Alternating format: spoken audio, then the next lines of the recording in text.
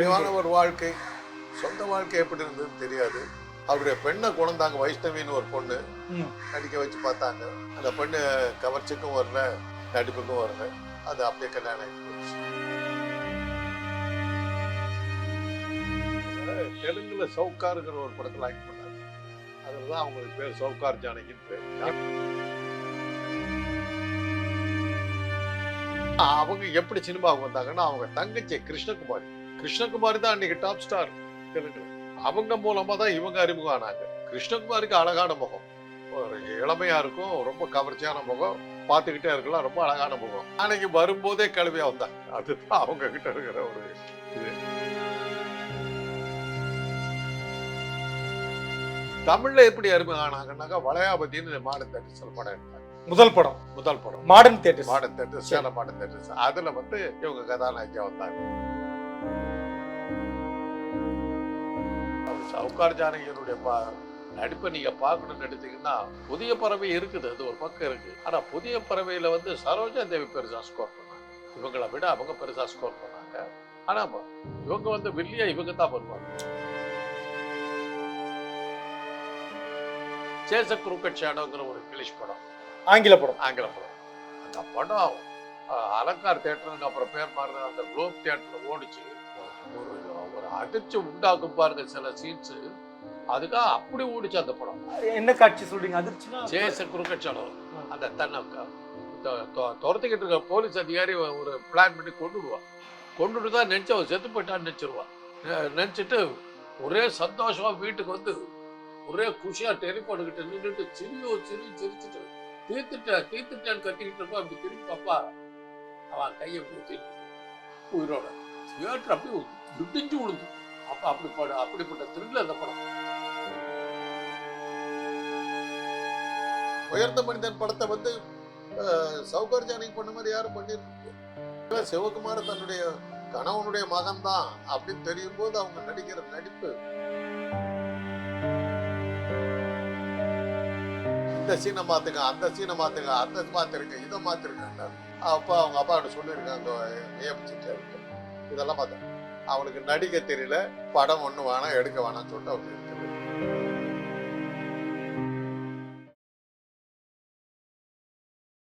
ஆச்சி மசாலா, எந்த சமையலும் ருசி தேடும் ரகசியம். 20 ரூபாய். உலக தமிழர்களுக்கு வணக்கம். இன்றைய நிகழ்வு நம்மோடு மருத்துவரும் அரசியல் மற்றும் சினிமா விமர்சகருமான திரு காந்தராஜ் அவர்கள் இணைகிறார்கள். ஐயா வணக்கம். ஐயா, 95 வயது எட்டி இருக்கக்கூடிய பெரும் நடிகை திருமதி சவுக்கார் ஜானகி அவர்களோடு உங்களுக்கு அவரை பற்றி தெரிந்த தகவலை உங்களோட பகிர்ந்து. அவங்க தெலுங்குல சவுக்காருங்கிற ஒரு படத்துல ஆக்ட் பண்ணாங்க. தெலுங்குல?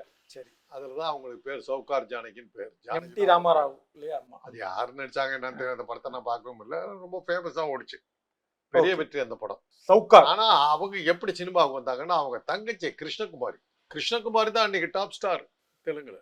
சரி.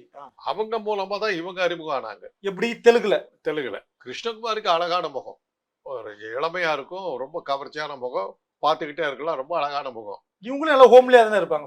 ஜானகி வரும்போதே கிளம்பியா வந்தாங்க. அதுதான் அவங்க கிட்ட இருக்கிற ஒரு இது. தமிழ்ல எப்படி அறிமுகம் ஆனாங்கன்னாக்கா, வளையாபதினு மாடர்ன் தியேட்டர்ஸ்ல படம் எடுத்தாங்க. முதல் படம் modern theatre, Salem modern theatres. அதுல வந்து இவங்க கதாநாயகியா வந்தாங்க. கிழவியா வந்தாங்கன்னு ஏன் சொன்னீங்க? முகம் அப்பவே வந்து ஒரு 50-60 வயசு இருக்கிற மாதிரி லுக் இருக்கும். ரொம்ப மெச்சூர்டா, இளமை லுக்கே இருக்காது. ஆனா அந்த காலத்து நடிகர்கள்லாம் அப்படிதான் இருந்தாங்க.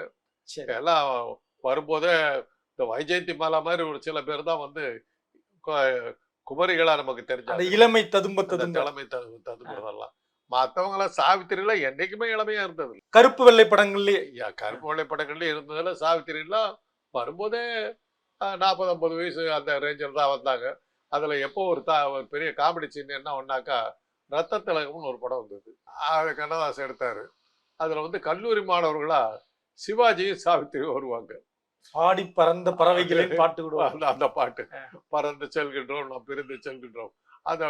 அப்பதான் நாங்க நினைச்சுக்கிட்டோம், ஏண்டா நம்ம வந்து நம்ம அப்பா ஆன காலத்துல ஆனா கூட இவ்வளவு வயசானவங்களா தெரிய மாட்டோம். அவங்க வந்து காலேஜ் ஸ்டூடெண்டா போட்டு காட்டிக்கிட்டு இருந்தாங்க. அதை எல்லாத்தையும் தாண்டின குடும்பம் வந்து எம்ஜிஆர் குமரி கோட்டைங்கிற படத்துல காலேஜ் ஸ்டூடெண்டா வருவாரு. ஐயோ அப்பா நெஞ்செல்லாம் அடிச்சுக்கிட்டு சாவர அளவுக்கு ஆகிப்போச்சு. ஸ்கூல் வேறு ஓட்டுவார். இதெல்லாம் தான் அதெல்லாம் அந்த காலத்தில் பாத்திரங்களை பற்றி கவலைப்படல. அவங்களுக்கு கொடுத்துட்டாங்க, அதை நடிகனாங்க, எடுத்தாங்க, இது பண்ணாங்க. சரி, சவுகார் ஜானகியுடைய வருகை. சவுகார் ஜானகி அந்த பலயபதி படத்தில் வந்தாங்க. கோடையிலே குளிர் ஓடையை கண்டேன். வசனம் வந்து பாரதிதாசன். அருமையான பாடல்கள் இருந்தது. படம் சுமாராக தான் போச்சு. அதில் வந்து முத்துகிருஷ்ணன் வந்து ஒரு ஹீரோ அறிமுகமானார். அவருக்கு பேர் பழையாபதி முத்துகிருஷ்ணன் பேர். அதில் வந்தாங்க. அதுலேருந்து அதுக்கப்புறம் கொஞ்சம் கொஞ்சமாக உள்ள கேரக்டர் ரோல் எல்லாம் நடிக்க ஆரம்பித்தாங்க. பல அற்புதமான படங்கள் எல்லாம் அவங்க நடிச்சிருக்காங்க. இதுல எம்ஜிஆர் அவர்களோடும் நடிச்சிருக்காங்க, சிவாஜி அவர்களோடும் நடிச்சிருக்காங்க இல்லையா? இப்போ படம் படைத்தவன் படத்தில் வந்து அவங்க வந்து வெள்ளி மாதிரி வருவாங்க ஏறத்தாழ. எம்ஜிஆருடைய படம் அதில் கண் போன போக்கில் கால் போகலாமான அந்த பாட்டெல்லாம் அதில் தான் வரும். அது ஏறத்தாழ கொஞ்சம் வெள்ளி ரோலில் வருவாங்க. பட் ஒளிவிளக்கு படத்தில் அவங்களுக்கு தான் முக்கியமான ரோல். எம்ஜிஆருடைய 100வது படம் ஒளிவிளக்கு. ஆமாம், இறைவா பாட்டு கூட ஹிந்தியில் வந்து ஃபூல் ஒரு 10ங்கிற ஒரு ஹிந்தி படம் அது. அதில் தர்மேந்திரா மீனா குமாரி நடித்தாங்க. மீனா குமாரி ரோலில் தான் இவங்க சவுகார் ஜானகி நடித்தாங்க. மீனா குமாரி இவங்களோட இல்லை அது ஹிந்தி படத்தில். அந்த மீனா குமாரி அன்னைக்கு என்னன்னாக்க தர்மேந்திராவுக்கும் மீனா குமாரிக்கு மத்தியில் ஒரு லவ் இருக்கிறது தான் ஒரு ஃபீலிங் இருந்தது. ஒரு பரவலாக ஒரு பேச்சு அடிபட்டு இருந்தது.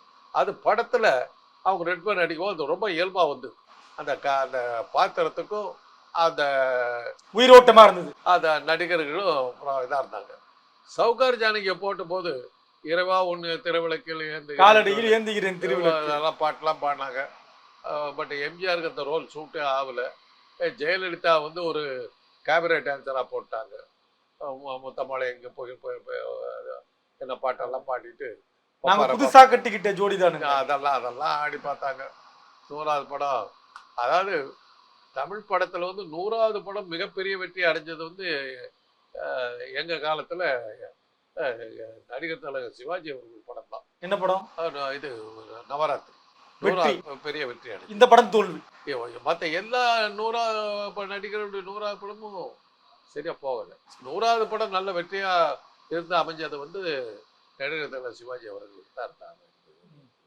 அது அப்போ அந்த ஒளிவிளக்கு படம் பொருந்தலை. ஒளிவிளக்கில் அந்த மாதிரி ஆச்சு. அது அந்த அந்த காதலை இங்கே இதில் கொண்டு வர முடியல. அதாவது கதாநாயகனுக்கும் அதாவது ஜெயலலிதா ரோல், அந்த கேபரே ஆடுற பெண்ணுக்கும் கதாநாயகனுக்கு தான் லவ்.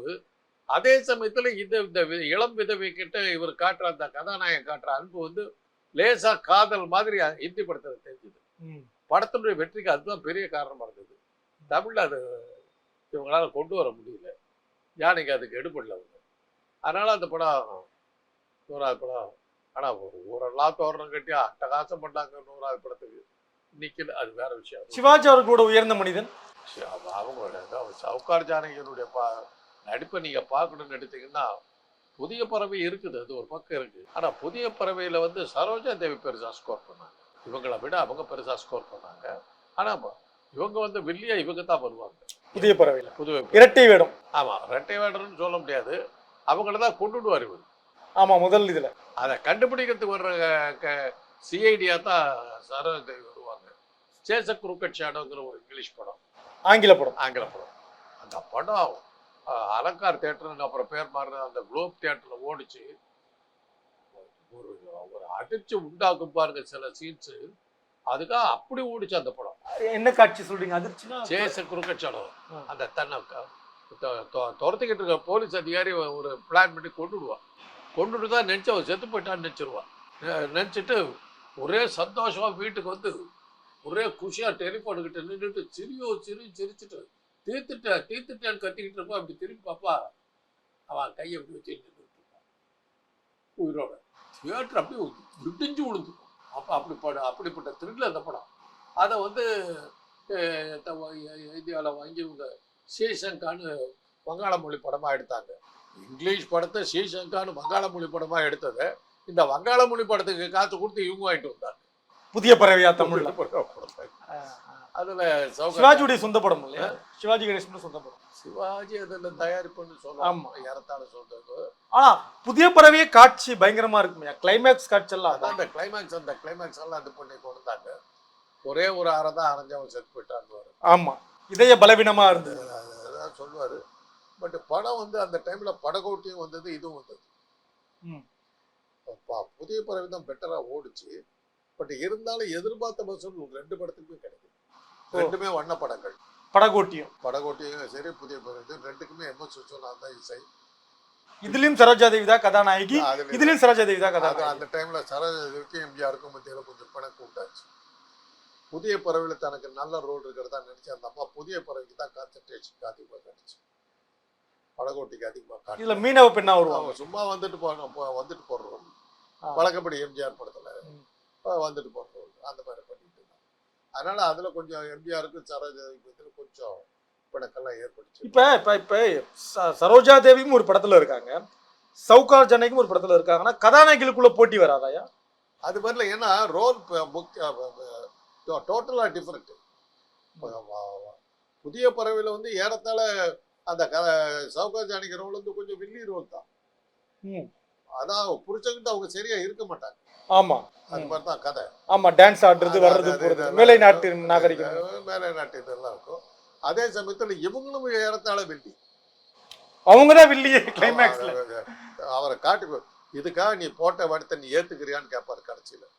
எவ்வளவோ இருக்கு, புனிதமான இந்த காதல் தான் இருக்கா, லத்தான்னு அது இது வரும். அது எல்லாம் இருந்து அந்த படத்துல இருந்தது. பட் அந்த நீங்க சொல்ற போட்டியெல்லாம் வரல. ஏன்னா சரோஜா தேவி கவர்ச்சிக்காக இருந்தாங்க. உயர்ந்த மனிதன் படத்தை வந்து சவுகார் ஜானகி பண்ண மாதிரி யாரும் பண்ணியிருக்கு அவ்வளவு நல்லா இருக்கு. சிவகுமார் தன்னுடைய கணவனுடைய மகன் தான் அப்படின்னு தெரியும் போது அவங்க நடிக்கிற நடிப்பு, அதுல 3 பேர் பிச்சு உதறினாங்க. யார் யாரு? சிவாஜி அவர்கள், அசோகன் அவர்கள், சிவகுமார் அவர்கள், சவுகார் ஜானகி, இந்த 4 பேரும் பூந்து விளையாடினாங்க. மேஜர் சுந்தராஜனால இருக்காரு. பட் அந்த கிளைமேக்ஸ் சீன் இன்னைக்கு மறக்க முடியாது. அந்த படத்தை உங்களால ஹிந்தியில எடுக்கவே முடியல. திலீப் குமாரை போட்டு எடுத்தாங்க, போட்டு ஆரம்பிச்சா ஏவிஎம் அப்பவே சொன்னாரு, சிவாஜி மாதிரி அந்த ஆளாலெல்லாம் பண்ண முடியாதுப்பா, அந்த ஆள் ஓவரா விளம்பரம் தான் கிடைச்சிருக்க, நடிப்புன்னு எடுத்தா முடியாது.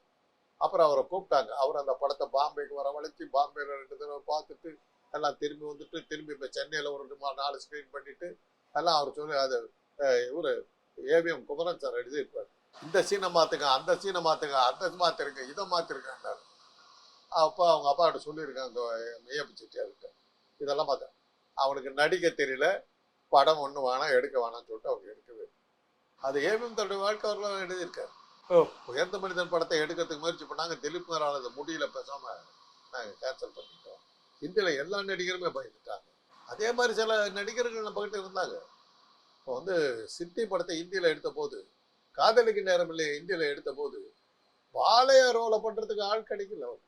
தமிழ்ல பிச்சு உதறி இருப்பார் இல்லையா, அதை பண்ண முடியாதுன்ட்டாங்க. காக்கா பிடிக்கிற கேரக்டர், பணக்காரனை காக்கா பிடிச்சிட்டே இருக்கணும், அந்த அந்த ரோலை பண்ண முடியாது. அதே மாதிரி சித்திங்கிற ஒரு படத்துல எம்ஆர் ராதா ரோல். ஆமா, தமிழ்ல பாகப்பிரிவினையில எம்ஆர் ராதா ரோலை வந்து பிரான் பண்றதுக்கு கூப்பிட்டாங்க. சுனில் தத் வந்து ஹீரோவா பண்றதுக்கு வந்துட்டாரு. சரி, எம்ஆர் ராதா ரோலுக்கு அவங்க கிடைச்சும் அவங்களால முடியல. அந்த நாயோட வந்து இறங்கணும்ல கார்ல, அதெல்லாம் முடியாதுன்ட்டாங்க. எதனால அவ்வளவு அந்த நடிப்பெல்லாம் முடியாதுன்ட்டாங்க. அது மாதிரி இது சிகப்பு ரோஜாக்கள் படம், அதை போட்ட ராஜேஷ் கண்ணா போட்ட போது கமலுடைய ஒரு காலடி தூசுக்குத்தான் என்னால வர முடியும் அப்படின்ட்டாங்க. அதுக்கு மேல என்னால முடியாது, என் பெருசா எதிர்பார்க்கறது. அதெல்லாம் அவங்களால தான் பண்ண முடியும். இந்த எதிர்நீச்சல்ல சவுகார் ஜானகி பட்டு மாமியா அது நாடகத்துல பிரமாதமா இருந்தது. ஏன்னா அதுல அந்த ஒரு பட்டு மாமின்னு ஒரு ஸ்டைல் நடப்பாங்க. அந்த மடிசா கட்டிக்கிட்டு முழங்கால வரல தெரியுற மாதிரி அதை கட்டிக்கிட்டு தூக்கி தூக்கி தூக்கி நடப்பாங்க. அது நாடகத்தில் பெருசா எடுபட்டுச்சு. சினிமாவில் அந்த சீனை கொண்டு வர முடியும், அவங்களால எடுக்க முடியல. அதனால எதிர்நீச்சல் ஓரளவுக்கு சுமாராக தான் வெற்றி படம் தான், பெரிய வெற்றி அடையும். நாடகத்துக்கு கிடைச்ச பேரு சினிமாவுக்கு கிடைக்கும். ஆனா இன்னைக்கும் சவுகார் ஜானகினோட பலர் எதிர்நீச்சல் படத்துல வர அந்த பட்டு மாமி அந்த கேரக்டர், அடுத்த ஆத்தாம்பூஜை பாத்தீங்களா, அந்த பாட்டெல்லாம் இருக்குது. அதே மாதிரி பாமா விஜயம் ஃபர்ஸ்ட் கிளாஸா இருக்கு. பாமா விஜயம் அதுல மேஜர் சுந்தராஜன் தான் கணவர். 3 மருமகள்ல ஒருத்தரா வருவாங்க. காஞ்சனா, ராஜஸ்ரீ நடிக்க வருவாங்க. காஞ்சனா சௌகார் ஜானகி இன்னொருத்தவங்களும் எதிர்நீச்சல் படத்துல கதாநாயகி வருவாங்க, அவங்க அதுல இருப்பாங்க. ஜெயந்தி. ஆமா, அந்த 3 பேரும் பண்ணாங்க. இது அம்மா கேரக்டரா வருவாங்க இல்லையா? அதுல 3 குழந்தைங்களை ஒளிச்சு வைக்கிற கேரக்டர் அதுல. எங்க வீட்டுல சேகலாம் இருக்குது பெரிய அற்புதமான நடிகை, அதில் வந்து எந்த சந்தேகமும் கிடையாது. மாடத்தை டச் யாருக்கு வந்தா, அதுக்கப்புறம் எங்கே பெருசா போனாங்க. அதுக்கப்புறம் இன்னைக்கு சினிமா இல்லை. ஆனா நல்ல சில சமயங்கள்ல நாங்க வந்து ஒரு டெல்லியில திருவள்ளுவர் சிலை வைக்கிறதுக்கு ஏற்பாடெல்லாம் ஆகிட்டு இருந்தோம். எதிர்பாராத அந்த பக்கம் நாங்க போனபோது இதுதான் சௌகார் ஜானகி வீடுன்னாங்க. அது அவங்க இருக்கிற இடம் அந்த செனட்டாப் ரோடோ ஏதோ ரோடு சென்னையில். நாங்கள் வந்து நிதி வசூல் பண்ணிக்கிட்டு இருந்தோம் அதுக்கு சிலை வைக்கிறது. அப்போ வந்து சௌகார் ஜானகி வீடுன்னாங்க. கேட்டு பார்க்கலாம் அப்படின்னு சொல்லிட்டு உள்ளே போனோம். வந்தாங்க, என்னன்னாங்க இந்த மாதிரி உடனே ஒரு 1000 ரூபா கொடுத்தாங்க. அந்த காலத்தில் உடனே 1000 ரூபா கொடுத்தாங்க. அதே நேரத்தில் அன்றைக்கி பிரபலம் வந்த ஒரு நகைச்சுவை நடிகர் எங்களை உள்ளார கூட விடுது. அதுவும் இருக்குது. அது நான் சொன்னேன், அதெல்லாம் அவங்க கிட்ட போய் வள்ளுவர் யாருன்னு சொல்லி விளக்கணையா, திருக்குறளே அவங்களுக்கு தெரிஞ்சிருக்காது. அவங்க கிட்ட போய் சொன்னாங்க. அதிகாரிகள் கூட வந்தாங்க. நான் சொன்னேன், சினிமாக்காரர்களை பற்றி உங்களுக்கு தெரியாது, உங்களுக்கு திருக்குறளே என்னன்னு தெரியாது. அவங்க கிட்ட போய் திருவள்ளுவருக்கு சொல்லனா யாருங்க எந்த சினிமா நடிச்சிருக்காருன்னு கேட்பாங்க. இந்த ரொம்ப நான் சொன்னா கேளுங்க, நான் கேட்கல. சௌகார் ஜானகி கிட்ட கிடைச்ச அனுபவம் நல்லா இருந்ததுனால அந்த நம்பி எங்கே போயிட்டோம். அடுத்த வீடு மாட்டிக்கிட்டோம். புக்ஸு செருப்பு எல்லாத்தையும் அடிச்சு அனுப்பிச்சு விட்டாரு. சௌகார் ஜானகி தில்முள்ளு படத்துலயும் அம்மா வந்து கலைக்கிறாங்க. நிறைய படங்கள் சொல்லிக்கிட்டே போகலாம். அவங்களும் ஒரு படத்துக்கு பக்கமாக நடிச்சாங்க. நகைச்சுவையாகவும் பண்றதுலயும் இன்றைக்கு 95 ஒரு நிறைவான ஒரு சினிமா வாழ்க்கை. நிறைவான ஒரு வாழ்க்கை. சொந்த வாழ்க்கை எப்படி இருந்ததுன்னு தெரியாது. அவருடைய பெண்ணை குழந்தாங்க, வைஷ்ணவின்னு ஒரு பொண்ணு நடிக்க வச்சு பார்த்தாங்க. அந்த பெண்ணு கவர்ச்சிக்கும் வரல, நடிப்புக்கும் வரல. அது அப்படியே கல்யாணம் ஆகி போச்சு. அதுக்கப்புறம் அவங்களுடைய வாரிசு வரல. அதே மாதிரி தான் கிருஷ்ணகுமாரியும் அவங்க நடிப்பு முடிச்சதுக்கப்புறம் அவங்க வெளியே போயிட்டாங்க. அவங்களுடைய வாரிசு யாரும் வரல. ஒரு காலத்துல கிருஷ்ணகுமாரி வச்சதுதான் சட்டம் ஆந்திரா தெலுங்குல. அவங்க தான் நம்பர் 1. அதுக்கப்புறம் தான் வாணிச்சேரி இவங்கெல்லாம் வாழ்ந்ததெல்லாம். அதுக்கப்புறம் அன்னைக்கு வந்து கிருஷ்ணகுமாரி அவ்வளோ டாப் ஸ்டார். அந்த இதுல தான் இவங்களும் வந்தாங்க. சௌகார் ஜானகி இருக்கோடுகள்லயே முக்கியமான கேரக்டர் இல்லையா? அற்புதமான இருக்கோடுகள்ல ஜெயந்தியும் இவங்களும் மாறி மாறி பூந்து விளையாடுவாங்க. அந்த ஜெயந்தி வந்து அச்சா அப்படின்பாங்க. அதெல்லாம் அதை வந்து ஜோசப் ஆனந்தன் ஒருத்தர் எழுதுனாரு. அந்த கதையை அப்படியே அற்புதமா எடுத்தாங்க. நிறைவான கேள்வி. எம்ஜிஆர், திரு சிவாஜி அவர்கள், திரு ஜெமினி கணேசன் அவர்கள், இந்த 3 பேரோட ஜோடியில யாருக்கு பொருத்தமான ஜோடியா இருக்கும் நீங்க நினைக்கிறீங்க? சிவாஜி கூட தான் நல்லா. சிவாஜி கூட தான் நிறைய வெற்றி படங்கள் பூரா சிவாஜியோட தான் நடிச்சாங்க. அதுக்கப்புறம் நாகேஷோட எல்லாம் அவங்க சர்வசாரமா, ஸ்ரீகாந்தோட சர்வசாரமா ஆக்ட் பண்ணிட்டாங்க. அவங்களுக்கு அந்த ஹீரோ பிரச்சனை வரல. ஏன்னா அவங்க வயசானவங்களா இருந்தாங்க. அவங்களுக்கு அந்த இளமை காட்சிகள்லாம் ஒன்று சரிப்பட்டு வரல. இந்த காதல் காட்சி காவிய தலைவின்னு ஒரு படம் எடுத்தாங்க. ஒரு மம்தான்ற ஒரு இது படத்தை பார்த்து எடுத்தாங்க. டபுள் ஆக்ட் பண்ணாங்க. அது சரியா போகுது. ஆனாலும் உயர்ந்த மனிதன்ல அத்தானின் முத்தங்கள் பாடல் ரொம்ப நல்லா இருக்கும். நல்லா. நன்றிங்க. ஆச்சி மசாலா. எந்த சமையலும் ருசி தேடும் ரகசியம் 20 ரூபாய்.